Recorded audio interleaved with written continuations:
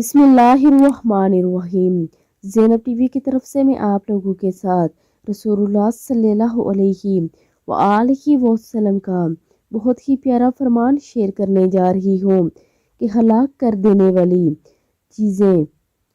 رسول اللہ صلی اللہ علیہ وآلہ وسلم نے ارشاد فرمایا کہ قیامت کے دن 3 شخص ایسے ہوں گے جن سے اللہ تعالیٰ نہ تو کلام فرمائیں گے اور نہ ہی ان کی طرف نظر رحمت سے دیکھیں گے اور نہ ہی انہیں گناہوں سے پاک کریں گے۔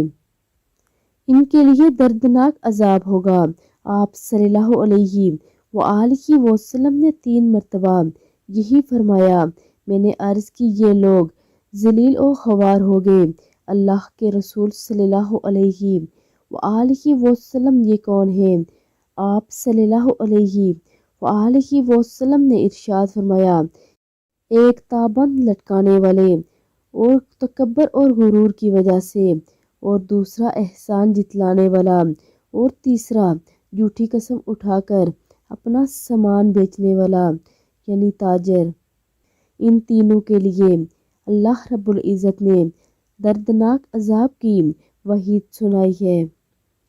اللہ رب العزت ہمیں بھی ہر ایک برائی سے بچنے کی توفیق عطا فرمائے۔ آمین ثم آمین۔